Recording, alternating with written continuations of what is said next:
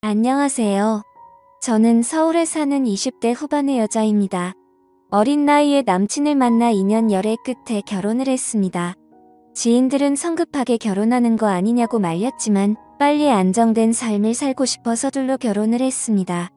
저는 대학 졸업 후 바로 취업하여 악착같이 적금도 들고 나름 열심히 돈을 모았지만 집을 마련하기엔 턱없이 부족하여 친정에서 전세 자금으로 5천만 원 정도를 도와주셨습니다. 부모님께 손을 벌려 죄송하면서도 감사했죠. 저희 집과 달리 시댁에서는 도움을 주지 않으셨고 남편과 대출을 받아 가까스로 전셋집을 마련할 수 있었습니다. 어느 날 저 혼자 집에 있던 날이었습니다. 시어머님께서 집으로 오라고 연락을 하여 홀로 가게 되었죠. 갑작스럽게 방문한 시댁에서 예상치 못한 시어머니의 요구에 저는 당황했습니다. 내용을 들어보니 어머님은 제가 월급을 받으면 본인에게 맡기라고 하시는 겁니다. 이게 무슨 소리인가 의아해하는 표정을 지었고 제 표정을 보신 어머님이 하시는 말에 따르면 남편도 직장 생활을 시작해서 본인이 관리해준 덕에 결혼을 할 수 있었다는 말씀을 하시더라고요. 저는 스스로 재택했는데 제 상식선에서 이해가 되지 않아 힘들 것 같다고 말했습니다. 그랬더니 되레 본인을 못 믿냐며 기분 나쁘다고 말씀하시더라고요.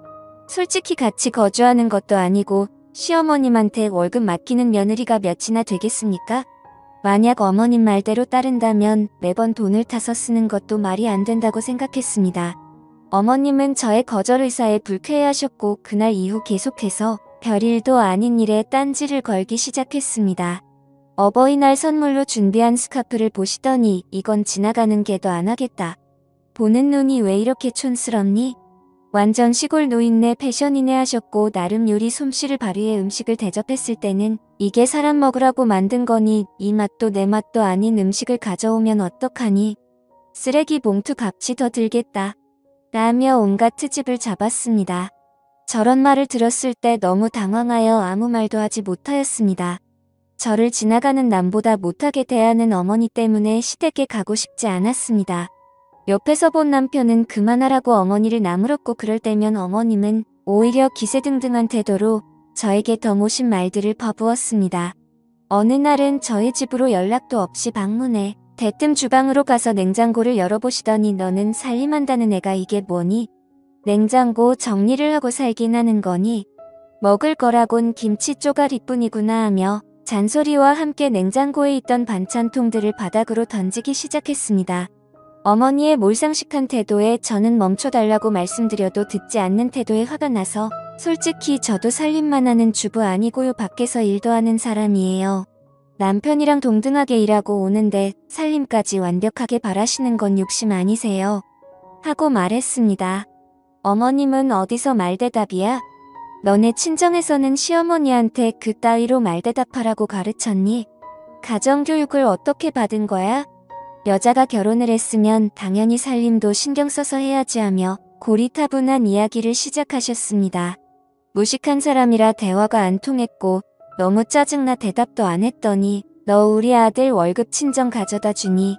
집안 꼴도 거지 꼴이고 나는 너가 대체 그 돈들을 어디다가 쓰는지 도통 모르겠다고 저에게 따지듯이 말씀하셨습니다.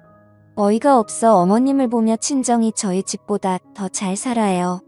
쓸데없는 이야기 하시려고 연락도 없이 오신 거예요? 물었습니다. 듣고 있던 어머님은 내 아들 집에 맘대로 올 수도 있지. 이게 너만 사는 집이니? 그리고 살림이 꼴 날 줄 알고 니네 월급 나한테 주라고 했던 거야? 그럼 내가 와서 집도 정리해주고 너네도 얼마나 좋니? 라며 아무렇지 않게 말하시더라고요. 그동안 저한테 모질게 했던 이유가 맡기지 않은 월급 때문이란 걸 알게 되었죠. 이야기가 끝나지 않으면 안 가실 것 같아 우선 남편과 상의해보겠다고 말씀드리고 그만 가시라고 인사했습니다. 저는 남편이 오기만을 기다렸고 오자마자 오늘 있었던 일을 이야기했습니다. 남편은 오히려 아무렇지 않게 엄마가 그렇게 하라고 했으면 그렇게 집안일 해주고 하면 우리도 편하고 좋지라고 대답하더군요. 결혼하면 부모로부터 독립하는 건데 이건 잘못된 행동이라 반박했고 남편은 기나긴 논쟁 끝에 저의 의견을 따르기로 했습니다. 그리고 어머님께 전세집 구할 때도 주지 않고 모으고 있다던 돈을 모두 달라 말씀드리라고 했습니다. 남편 역시 알겠다고 해서 저는 그렇게 정리가 되는 줄 알았습니다. 하지만 일은 그렇게 쉽게 끝나지 않았습니다. 시어머니는 남편에게 연락을 받고 화가 났는지 저희 둘을 모두 시댁으로 부르시더라고요. 어머님은 이야기 들었다며 어떻게 사람이 그럴 수 있냐고 저에게 나무라셨습니다. 내가 돈을 불려서 주려고 하는데 너는 왜 그렇게 삐뚤게 생각하니? 그동안 군말 없이 잘 주고 있던 내 아들 월급을 내가 뭔데 관리한다고 가져가는 거야?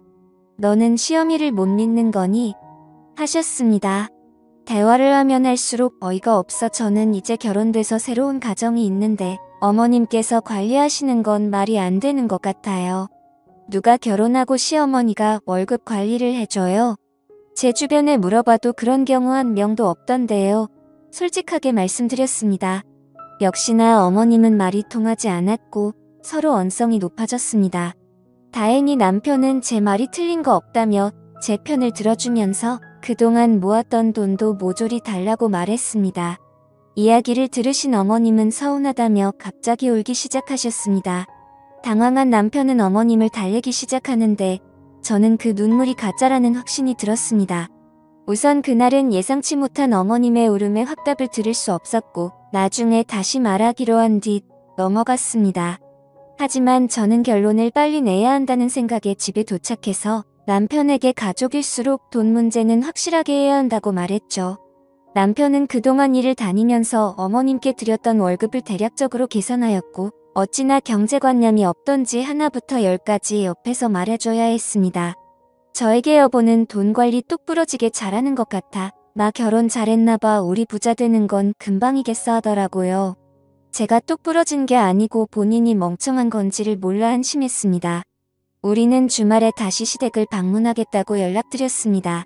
그런데 어찌된 일인지 어머님은 저희에게 일이 있다며 오지 말라 하셨고 그 뒤로도 제 연락을 피하는 느낌이 들었습니다. 남편도 어머님의 행동에 대해 수상하다 느꼈는지 자신이 따로 연락하겠다 했습니다. 그러나 3개월이 지나도 깜깜한 소식이었죠. 어느덧 추석이 다가와 명절 준비를 위해 어머님께 전화했더니 드디어 연락을 받으셨습니다. 기다리던 명절 당일이 되어 차례를 모두 마치고 남편은 어머님께 그동안 모아두신 돈에 대해 말을 꺼내었습니다. 이야기를 듣던 어머님은 발끈하시며 지금 그 돈을 왜 찾아? 하며 소리치시는 겁니다. 남편은 왜 소리를 질러? 그때도 말했지만 결혼했으니 이젠 새롭게 재테크 시작해야지라고 말했습니다.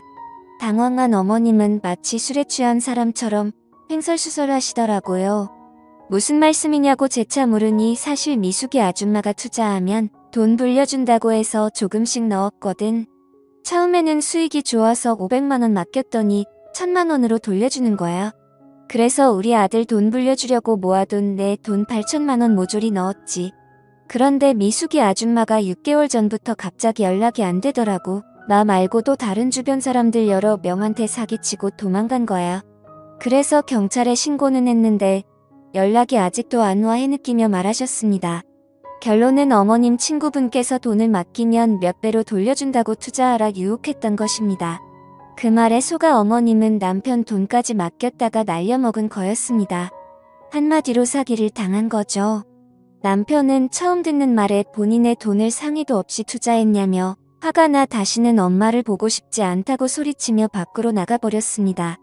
옆에 계시던 아버님은 당신이 무슨 투자야, 투자는 집구석에서 얌전히 살림이나 할 것이지. 내가 당신 그 여편네랑 어울릴 때부터 마음에 안 들었어. 8천을 날려먹어. 그것도 아들 돈인데. 미쳤지 미쳤어. 당신 제정신이야? 그리고 그런 일이 있으면 가족한테 먼저 말해야지 집안 꼴 잘 돌아간다 하며 나무라셨습니다. 저에게 어머님 대신 사과한다고 하셨지만 전혀 그 말이 귀에 들어오지 않았습니다. 어머니 그럼 그동안 저한테 돈 맡기라고 하신 것도 사기당한 돈 메꾸려고 하신 거예요? 이렇게 금방 들통날 행동을 왜 하셨어요? 그때 어머니 제안 거절했다는 이유로 한동안 말도 안 되는 걸로 트집 잡고 돈 안 맡긴다니까 말 대답한다면서 저희 친정 욕하시더니 어디 입이 있으면 말씀해보세요. 저한테 미안하지도 않으세요? 모질게 대했던 모습이 생각나 어이가 없어 그동안 쌓였던 감정을 쏟아냈습니다. 저는 할 말 다 해버리고 남편도 없는 자리에 있을 이유가 없어 황급히 나와버렸죠. 집에 와서 남편과 이야기하는데 엄마가 왜 그렇게 월급날만 되면 돈 보내라고 재촉했는지 알겠어요. 아들이 뼈 빠지게 고생해서 번 돈 사기당했으면 당사자인 나한테라도 말해줘야 하는 게 정상 아니야. 사기를 당해놓고선 미안한 기색은 하나도 없고 돈 재촉만 하더니만 내 엄마지만 이해가 안 가. 그래서 당신한테도 월급 자기가 맡아준다고 했나봐. 미쳤어. 진짜 남편은 다음날 저녁 시댁에 가서 내 돈 달라고 화를 냈다고 했습니다. 시어머니는 내가 그동안 너를 키워준 거 계산하면 8천만 원 더 싸다는 거 모르니 고작 그거 없어졌다고 엄마한테 따질 일이니 화를 내셨다고 했습니다. 남편은 그건 고맙게 생각하고 다달이 용돈 주지 않느냐며 따졌다고 했습니다. 오히려 화가 난 시어머니는 다음 달 내로 돈 줄 테니 앞으로 집에 오지 말라고 하면서 남편을 내쫓았다고 했습니다. 그렇게 한 달이 흘렀고 시아버지한테 전화가 왔습니다. 평소 우리를 부르시지 않는데 찾는 거 보니 무슨 일이 생겼다는 걸 직감했습니다. 부랴부랴 시댁으로 찾아갔고 문을 여는 순간 시어머니는 시아버지 다리를 잡으며 잘못했다고 빌고 있었습니다. 일단 둘을 진정시키고 무슨 일이냐고 물어봤습니다. 현재 시아버지는 15년 된 차량을 타고 계십니다. 몇십 년 동안 고생하시며 집안을 일으키셨기에 남은 노후를 즐기기 위해 몇 달 전 차량을 계약했었습니다. 기다리던 새 차가 나온다는 소식에 잔금을 치르기 위해 이체를 하라고 하니 잔액이 부족하다고 떴다고 하시더라고요. 시아버지는 당장 은행으로 달려가 따졌으나 전산을 확인하니 익숙한 이름으로 돈이 송금됐다는 걸 확인했다고 하셨습니다. 이름을 곰곰이 생각해보니 시어머니의 지인인 걸 알아채신 뒤 집으로 돌아와 지금 이 상황이 됐다고 하셨습니다. 시어머니는 8천만 원을 메꾸기 위해 평소 어울리시는 이상한 아줌마한테 그 돈을 몰래 투자했다고 울면서 말하셨고 자신의 전화를 받지 않는다고 무릎을 꿇고 빌었습니다. 너무 화가 난 시아버지는 시어머니를 놔두고 나가버리셨습니다.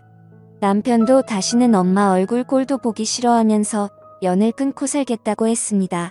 이미 없어진 돈 어쩌겠습니까? 돈이야 다시 모으면 되고 시아버지는 대신 사과하시면서 저를 볼 면목이 없다고 미안해하셨습니다. 다음날 통장으로 8천만 원이 들어왔습니다. 시아버지께서 보내주셨고 우리는 다시 시아버지께 돌려드렸습니다. 시어머니는 집에서 내쫓긴 뒤 여동생 집에 얹혀 살면서 5년의 일을 하시며 매달 미안하다는 편지와 함께 돈을 보내주고 계십니다.